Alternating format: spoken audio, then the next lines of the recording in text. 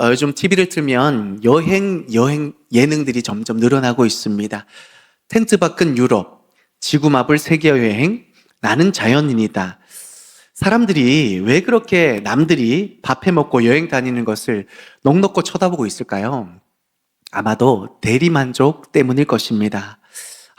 나도 저기 가서 딱 일주일만 아무 생각 없이 쉬다 왔으면 좋겠다. 이게 우리 모두의 솔직한 심정 아니겠습니까? 근데 여러분, 제가 설교를 준비하다가 재밌기도 하고 한편으로는 좀 짠하기도 한 통계 하나를 봤습니다. 글로벌 여행사들의 회사들이 전 세계 사람들을 대상으로 당신은 왜 그렇게 필사적으로 여행을 다니십니까? 라는 질문을 했다고 해요. 거기에 답이 쭉 나왔는데 1위가 그 대답이 뭔지 혹시 아십니까? 맛있는 거 먹으러? 아니면 새로운 문화와 또 새로운 나라를 경험하기 위해서? 아니었습니다. 압도적인 1위의 이유는 이곳을 벗어나고 싶어서였습니다. 무슨 말입니까? 우리가 비행기 표를 끊는 이유는 그곳이 너무 좋아서가 아니라 여기가 너무 싫어서입니다. 반복되는 일상, 숨막히는 직장 상사, 또 끝이 보이지 않는 육아, 정말 얽혀버린 실타래 같은 꼬여버린 우리 인간관계, 여기서 잠시라도 도망치지 않으면 내가 죽을 것 같으니까 그 생존 본능에 의해서 우리가 공항으로 떠밀듯이 가고 있는 것은 아닌가, 그 데이터가 말해주고 있는 것 같습니다. 비싼 돈을 들여서 또 5성급 호텔을 가기도 하고 오션뷰 리조트를 잡아서 거기에서 쉬기도 하고, 그런데 여러분, 질문 드려볼게요. 가서 좋긴 한데 정말 거기서 쉬셨습니까? 몸은 푹신한 침대에 누워있는데 머릿속은 여전히 복잡해 본 적 많으시지요? 돌아오는 비행기 안에서도 다시 일상으로 돌아갈 생각을 하니까 벌써부터 숨이 턱 막혀 오셨던 부분들이 분명히 있으셨을 겁니다. 왜 그럴까요? 장소는 바꿨는데 내 마음속의 전쟁은 그대로 있기 때문입니다. 마음속에 지옥을 품고 어디를 가든, 하물며 그 좋은 하와이를 가더라도 하와이 지옥이 되는 것이지 어떤 것도 진정한 쉼을 주는 공간은 없을 수밖에 없습니다. 전쟁이 끝나지 않았기 때문이죠. 그래서 우리는 깨달아야 됩니다. 도망쳐서 얻는 평안은 일시정지일 뿐이지 진짜 안식은 아닙니다. 오늘 우리가 읽은 본문 여호수아서를 보십시오. 드디어 그 치열했던 가나안 정복 전쟁이 끝나고 성경 오늘 마지막이 선언하죠. 그 땅에 전쟁이 그쳤더라. 아멘. 여러분, 이 짧은 문장에 진짜 안식의 비밀이 숨어 있습니다. 주목해 보십시오. 성경은 여호수아가 힘들어서 휴양지로 떠났더라가 아닙니다. 오히려 그 문제의 한복판으로, 전쟁으로 나아가서 하나님이 주신 힘으로 힘써 싸워 비로소 그 땅에 전쟁이 그쳤더라. 비로소 여호수아와 이스라엘이 안식 안으로 들어갔다라고 이야기하고 있는 겁니다. 여기에서 세상의 안식과 하나님의 안식이 분명히 갈라지죠. 세상은 우리에게 말합니다. 힘드냐? 열심히 일한 너여. 그럼 떠나라 라고 말합니다. 그런데 성경은 우리에게 이렇게 말합니다. 힘드냐? 주님이 주시는 힘으로 싸워 이겨라. 승리해라고 말하고 있는 것이죠. 그때 진정한 안식이 우리에게 온다라는 겁니다. 세상이 말하는 안식은 도피입니다. 현실로부터 잠시 도망치는 것입니다. 하지만 하나님이 주시는 안식은 승리입니다. 할렐루야. 그 현실을 도피하는 것이 아니라 정복하는 것이죠. 우리가 쉬지 못하는 이유는 여행을 못 가서가 아닙니다. 내 삶에 전쟁이 끝나지 않았기 때문입니다. 전쟁터에서 도망친 병사는 결코 쉴 수 없습니다. 평안할 수가 없습니다. 오직 전쟁을 끝내고 승리한 자만이 갑옷을 벗고 두 다리를 쭉 펴고 그제서야 편안히 잘 수 있는 것이죠. 오늘 이 시간 우리의 문제 앞에서 여행 가방을 내려놓을 수 있기를 소망합니다. 대신 믿음의 무기를 들 수 있기를 바랍니다. 도망을 쳐서 얻는 가짜 위로가 아니라 치열한 삶의 전쟁을 끝내고 하나님이 주시는 승리의 안식을 누리는 저와 여러분이 될 수 있기를 간절히 소망합니다. 그렇게 되기 위해서 우리가 기억해야 될 첫 번째는 안식은 회피가 아니라 직면할 때 찾아온다라는 것을 기억하시기 바랍니다. 피하면 안 됩니다. 오히려 그 문제 앞으로 다가서서 무엇이 문제인지 그 문제 가운데 하나님을 우리가 직면할 때에 안식이 찾아오게 되는 줄 믿습니다. 여러분, 꿩 아시죠? 새, 꿩. 그죠? 이 꿩이요, 사냥꾼을 만나면 당연히 도망치는데 너무 급하면 어떻게 하냐면 막 달려가다가 안 되겠다 싶으니까 덤불 속에 머리를 콱 쳐박는 거예요. 아! 이렇게 쳐박는 거예요. 그러면 자기 스스로는 이렇게 생각합니다. 사냥꾼 없다. 이제 아무도 없다. 나는 안전하다. 사냥꾼이 볼 때 얼마나 웃기겠습니까? 땡큐죠. 어이구, 도망치지도 않고 엉덩이 뻔히 보이는데 지 혼자 고개 쳐박고 있으면 문제가 사라집니까? 사냥꾼이 사라집니까? 아이고, 고맙다고 내버다 집어들겠죠. 고맙다. 여러분, 빚 문제, 자녀 문제, 건강 문제가 찾아올 때 우리는 본능적으로 피합니다. 두려우니까요. 정말 상대하기 싫으니까요. 그런데 여러분, 그렇게 상대 안 하려고 잠자고 잊어버리려고 딴짓을 하지만 중요한 게 있어요. 심리학자 칼 융은 우리에게 이런 뼈 있는 말을 남겼습니다. 우리가 직면하지 않는 그 무의식, 한마디로 우리가 피하면 결국 운명이라는 피할 수 없는 더 큰 재앙이 우리에게 찾아온다라는 거죠. 결국 이 말입니다. 우리가 문제를 두려워해서 피하면 그것은 더 큰 괴물이 되어 우리 인생의 뒷물을 부수고 쳐들어온다라는 겁니다. 피하면 안 된다라는 거죠. 오늘 본문의 여호수아를 보십시오. 그는 평지로 도망가지 않고 가장 두려워 문제의 중심이 되는 아낙 자손을 향하여 산지로 올라갑니다. 왜요? 여호수아는 알았던 거죠. 피하면 더 큰 괴물이 찾아온다라는 것을. 문제는 해결되지 않고 더 큰 문제로 찾아오게 된다라는 것을 알았기 때문입니다. 이스라엘이 45년 동안 안식이 없었던 이유는 아낙 자손이 강해서가 아닙니다. 그들을 피해 다녔기 때문입니다. 우리는 그들 앞에 메뚜기다 하고 피했다가 주저앉아 버렸다가 45년을 그렇게 광야에서 유리 방황하며 결국 그 광야에서 다 죽어버리지 않았습니까? 여러분, 피하는 게 답이 아니라 그 문제를 향하여 나아가면서 하나님은 과연 우리의 가운데 어떤 일을 행하실지 그 문제와 직면하는 것이 얼마나 중요함을 다시 한번 더 기억하시길 바랍니다. 우리 자녀들이 공부하는 모습을 한번 떠올려 보십시오. 저기 우리 학생들이 있는데 영적 원리가 딱 이 공부하는 거랑 비슷해요. 우리 아이들에게 안악자손 가장 큰 문제는 뭡니까? 수학입니다. 수학. 이 수학 문제에서 좀 어려운 4점짜리 응용 문제를 만나면 우리 아이들의 반응은 딱 두 가지예요. 대부분 이렇게 반응합니다. 아유, 몰라. 왜 이렇게 어려워? 짜증나 하면서 탁 덮어버려요. 그리고 막 오락하면서 딴 거 보면서 그냥 잊어버리려고 합니다. 그 중에 좀 그래도 괜찮은 애는 답안지를 슬며시 보는 거죠. 그래서 해결하기 위해서 좀 더 편한 길을 선택하지만 이것도 사실은 좋은 길은 아닙니다.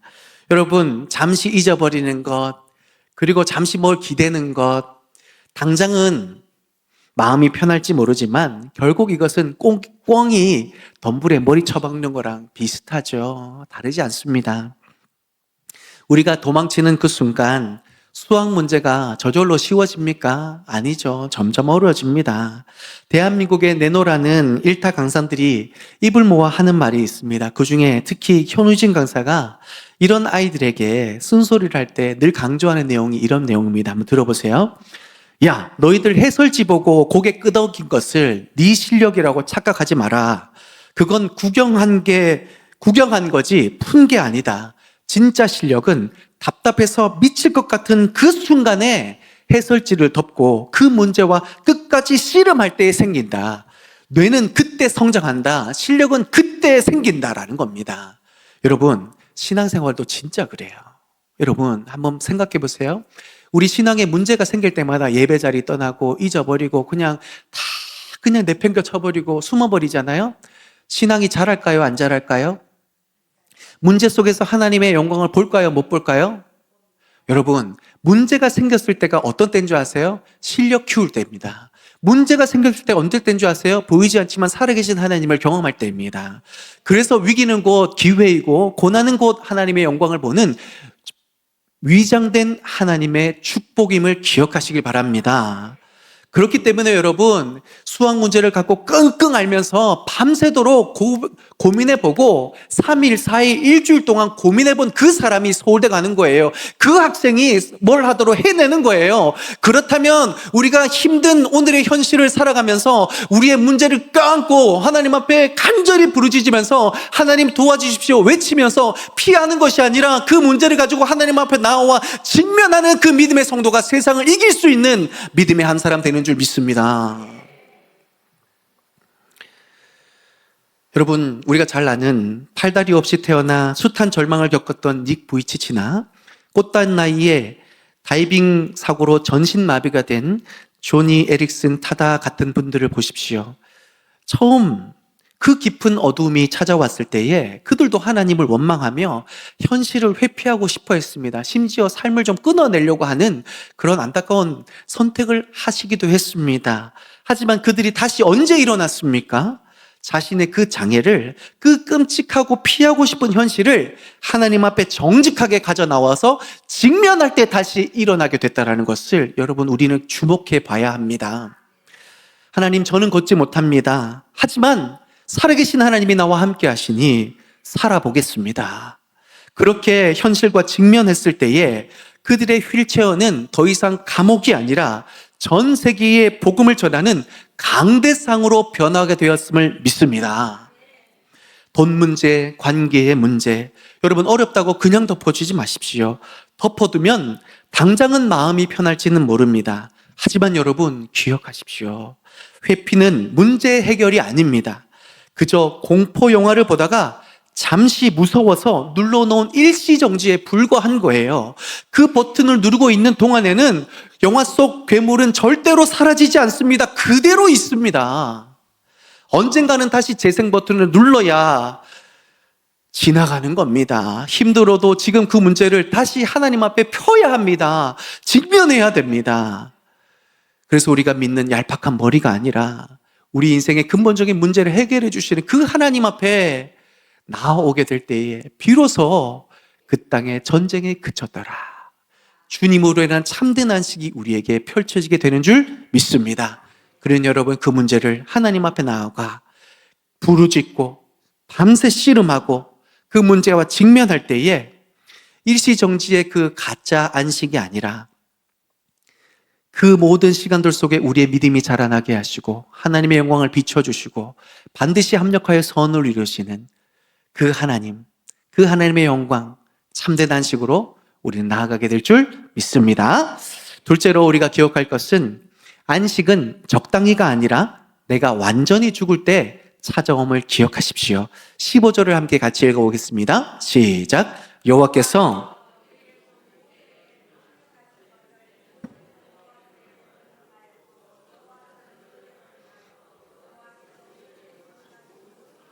하나도 행하지 아니한 것이 없었더라. 아멘. 명하신 모든 것을 다 행했다라는 거예요. 남김없이 다 행했다라는 겁니다. 오늘 제가 여러분과 나누고 싶은 진짜 속 얘기가 바로 이겁니다. 우리가 신앙생활을 하면서 늘 왜 그렇게 불안해하고 또 쉼이 없을까요? 솔직히 말하면 우리 자신이 아직도 여전히 너무 살아있어서 그렇습니다. 무슨 말이에요? 내 힘으로 해결하려고 하고 내 계산대로, 내가 예측한 대로 자꾸 어떤 일을 통제하려고 하니까 두려운 겁니다. 왜요? 내 힘에는 한계가 있으니까요. 내가 어쩌지 못하는 기가 막힌 순간들을 우리가 만날 때에 내가 살아있으면 안 됩니다. 누가 살아있어야 됩니까? 내 인생을 붙드시는 하나님이 살아계실 때에 두려움이 아니라 평안 속에 우리는 오늘을 살아갈 수 있게 되는 것이죠. 그러한 성도들의 삶을 보셨습니까? 죽음이 눈앞에 있어도, 기가 막힌 경제적인 위기가 눈앞에 있어도 평안합니다. 왜 그래요? 내가 죽고 주님이 살아계시는 기적이 그 안에 사로잡혀 있기 때문입니다. 요수아가 싸웠던 그 당시의 적들, 가만히 보면 최첨단 무기로, 한마디로 철병거, 그러니까 무슨 얘기냐면 최신형 탱크 부대로 이렇게 진을 치고 있던 그런 민족이었습니다. 반면 이스라엘은 청동기 칼이나 들고 있는 그냥 보병에 불과했습니다. 그런데 하나님이 기적적으로 전쟁에서 이기게 하시고 하나님이 그 승리 가운데 많은 전리품을 취하게 하셨어요. 그런데 와, 이제는 우리가 좀 더 강력해지겠구나, 이런 생각을 품고 있는데 하나님이 그 순간 기가 막힌 명령을 내리시는데요.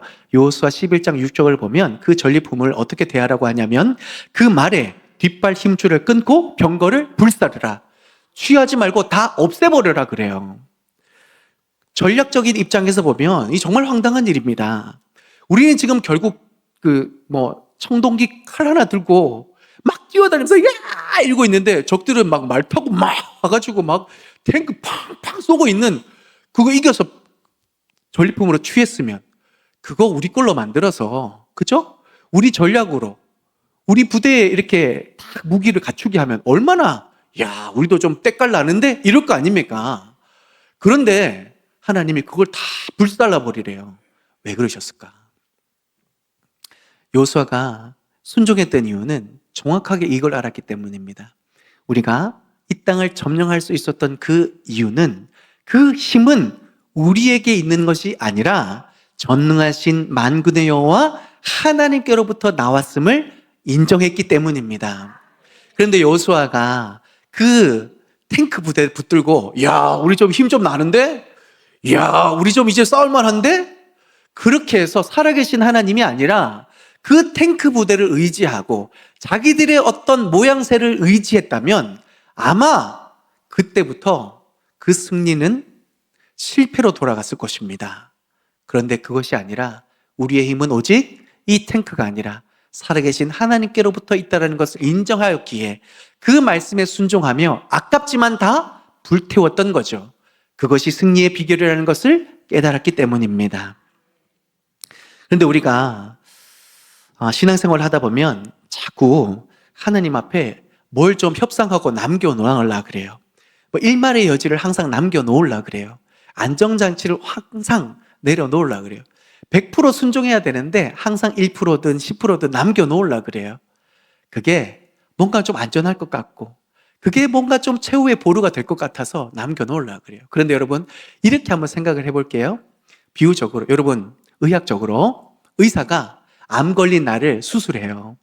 몇 시간에 걸쳐서 열심히 수술하고 나서 깼더니 의사가 환하게 웃으면서 환자분 수술 잘 됐습니다. 암을 다 제거했는데, 근데요 99% 정도 확실하게 제거하고 1%는 좀 남겨놨습니다. 괜찮죠? 물어보면 여러분 감사합니다 할 겁니까? 아니면 멱살 잡을 겁니까? 멱살 잡아야죠. 왜요? 아니 지금 뭐 하는 겁니까? 이 수술 왜 해요? 1% 때문에 결국 시간 지나면 또 암세포가 번져서 또 수술해야 되는데 이 수술이 의미 있습니까? 없습니까? 없어요. 수술 하나만해요. 그쵸? 하나님이 왜 우리에게 100% 순종하라고, 100가지 명령 100번 순종하라고 왜 그러실까요? 우리는 늘 이렇게만 생각해요. 하나님 10가지도 10계명도 힘들어요. 근데 무슨 100가지예요. 그거 힘들어요 하나님. 그죠? 우리는 그래서 순종을 잘 못해요.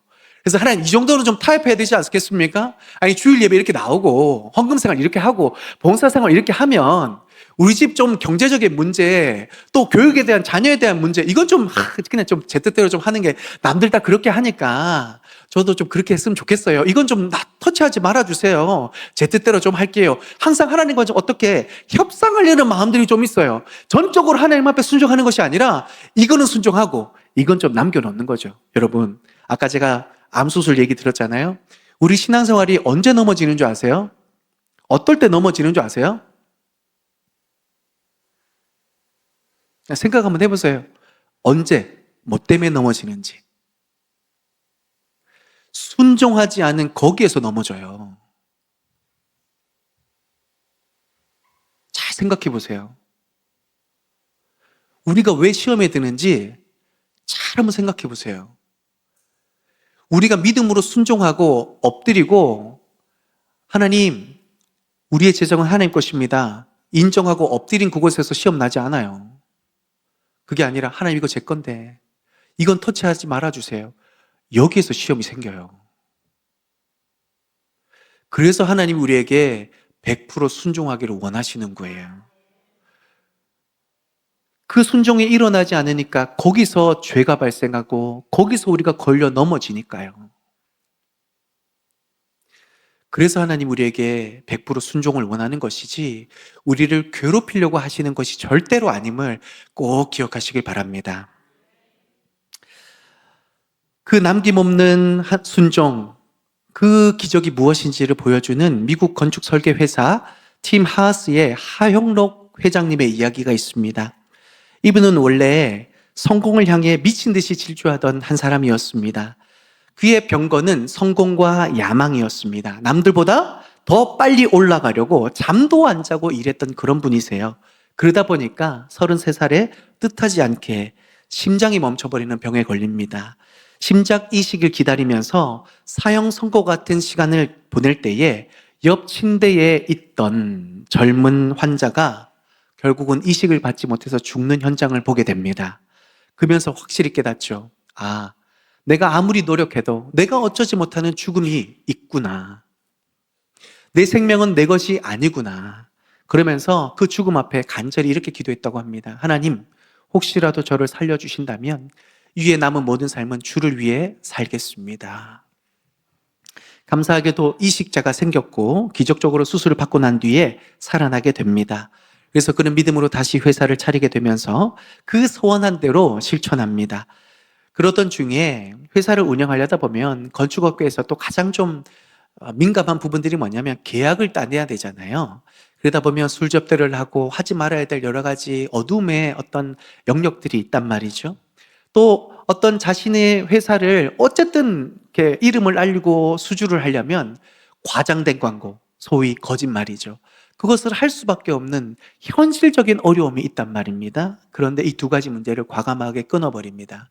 왜요? 하나님 앞에 순종하려고 했기 때문이죠. 주변에서 난리가 났습니다. 너 정신 나갔냐? 너 그렇게 회사 운영하다가 1년 안에 문 닫는다고. 그를 아끼고 주변에 있던 그 회사를 걱정하는 사람들이 끊임없이 그거는 타협해야 된다고 그렇게 이야기할 때에 이 하영록 회장님의 대답이 놀랍습니다. 오늘 설교의 핵심과 거의 맞닿아 있죠. 이렇게 말씀하십니다. 망해도 좋습니다.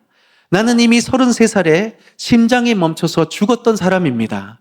지금 이제 내가 사는 것은 덤으로 사는 인생인데 망한다고 또 죽겠습니까? 하나님의 말씀대로 정직하게 하다가 망한다면 그것도 하나님의 뜻이니 저는 그 하나님 앞에서 기쁘게 살다가 망하겠습니다.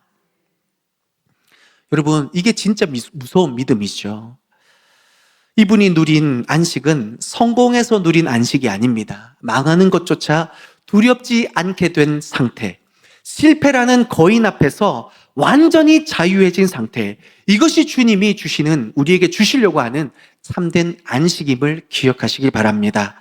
그가 세상의 병거를 불태우고 나는 죽었습니다 라고 고백하는 순간에 역설적으로 그 마음의 전쟁이 끝이 났던 겁니다.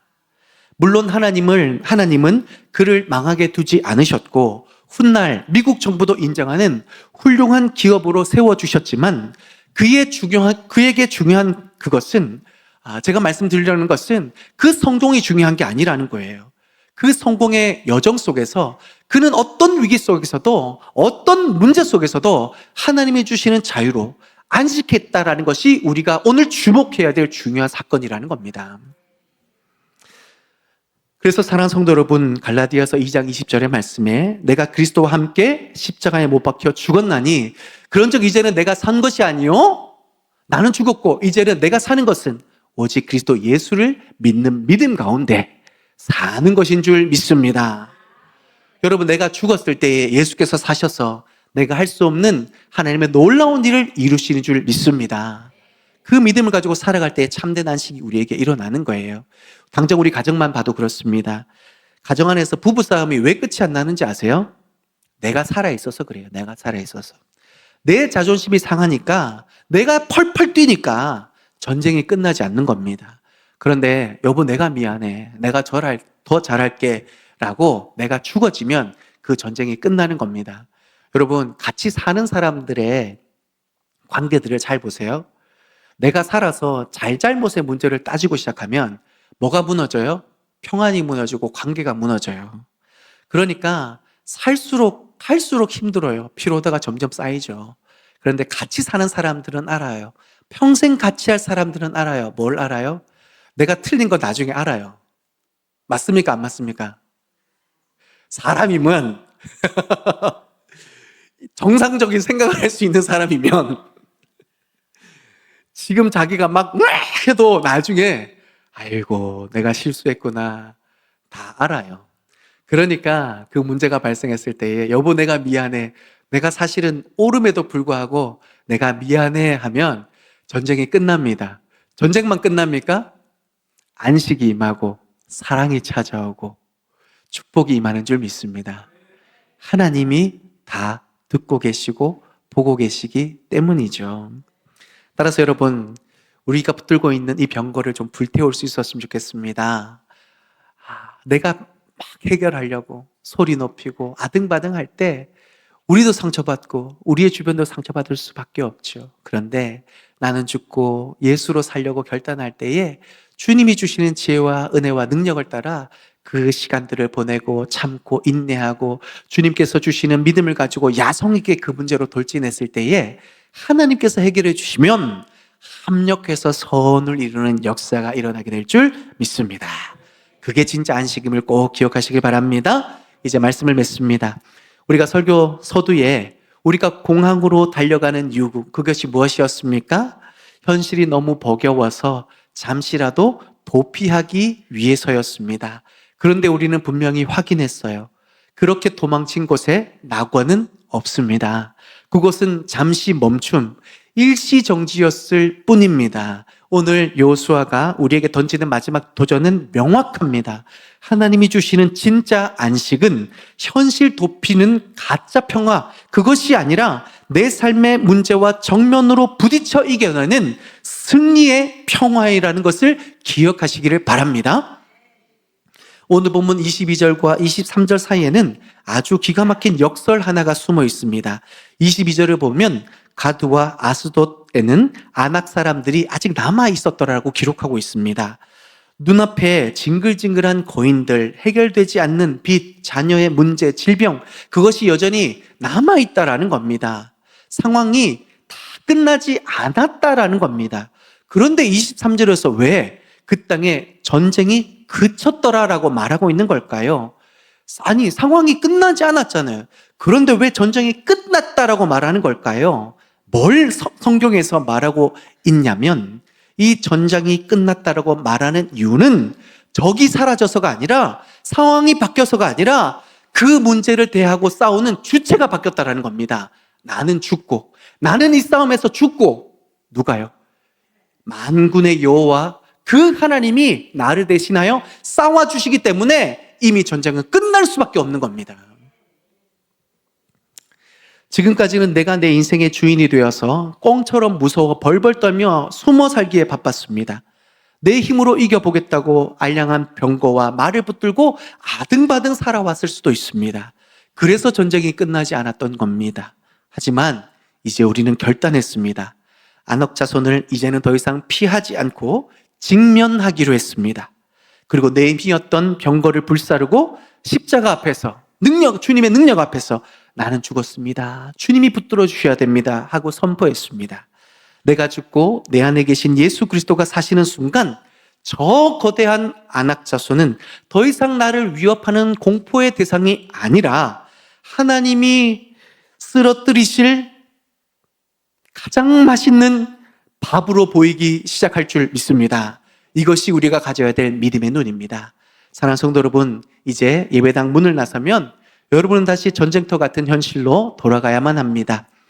하지만 이번에는 다시 여행 가방을 싸고 드는 것이 아니라 도망갈 구멍을 찾는 것이 아니라 믿음의 눈을 들어 선포할 수 있는 저와 여러분 될 수 있기를 바랍니다. 빚 문제야, 너는 그대로 있다. 질병아, 너는 아직 거기 있지만 이제는 나와 상관없다. 왜? 나는 죽었고 이 전쟁은 하나님이 대신 싸워 주신다. 그러면 이 전쟁은 반드시 끝났고 참된 안식이 주님으로부터 내게 임하게 될 것이다. 그 믿음이 올 때에 참된 안식이 우리 가운데 임하게 될 줄 믿습니다. 세상에 줄 수 없는 이 담대한 평안, 폭풍 속에서도 고요히 잠드셨던 예수님의 그 절대적인 평안이 자기를 부인하고 하나님께 모든 것을 맡긴 우리의 삶 속에 영원토록 함께 하시기를 주님의 이름으로 간절히 축원드립니다.